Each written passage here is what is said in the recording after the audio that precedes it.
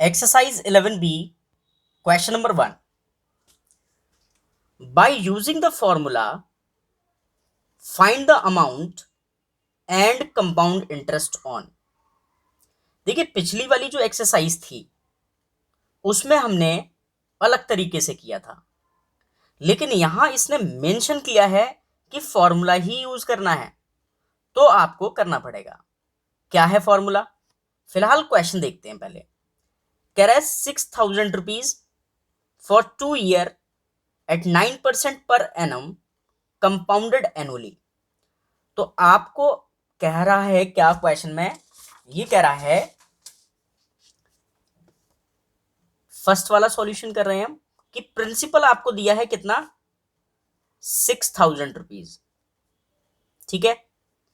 Time दिया है आपको 2 ईयर, और ये 9% क्या है? ये रेट है आपका 9% पर एनम। पूछ क्या रहा है आपसे? कह रहा है फाइंड अमाउंट। अमाउंट नहीं पता है हमको, और कंपाउंड इंटरेस्ट भी बताना है। ये दो चीजें हमें निकालनी है। ठीक है। फिलहाल फॉर्मूला देखो, आपकी बुक में पीछे लिखा हुआ है, ये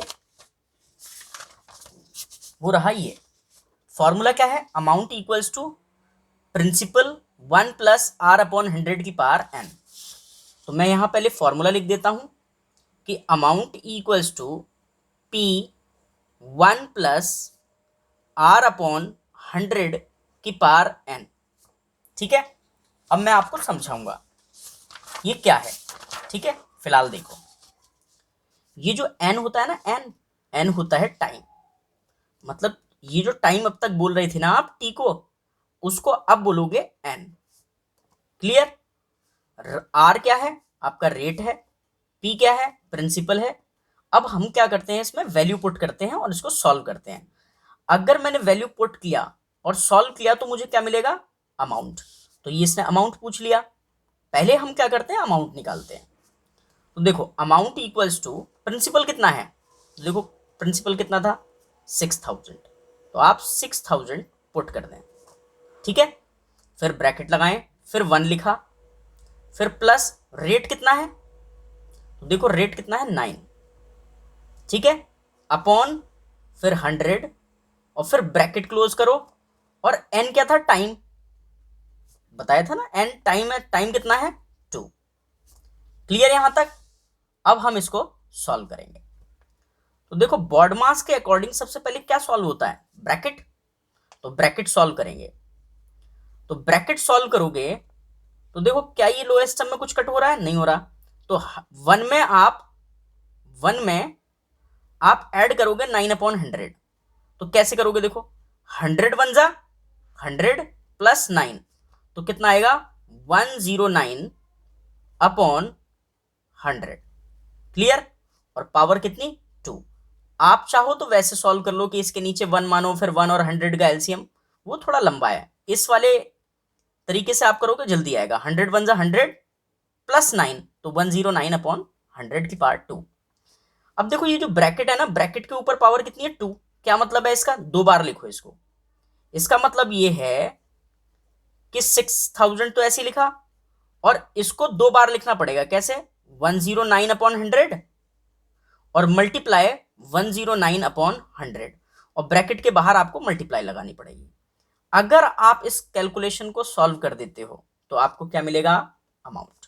और वही तो हमसे पूछा था। तो हम क्या करेंगे? सॉल्व करेंगे। देखो, 2 0 से 2 0 कैंसिल। क्लियर? इस 0 से ये 0 कैंसिल। ठीक है। फिलहाल मैं क्या करता हूं, 109 की मल्टीप्लाई 109 से कर लेता हूं। वो यहां करता हूं। 109 की मल्टीप्लाई 109 से करते हैं। तो 9 9 जा 81, और 9 1 जा 9।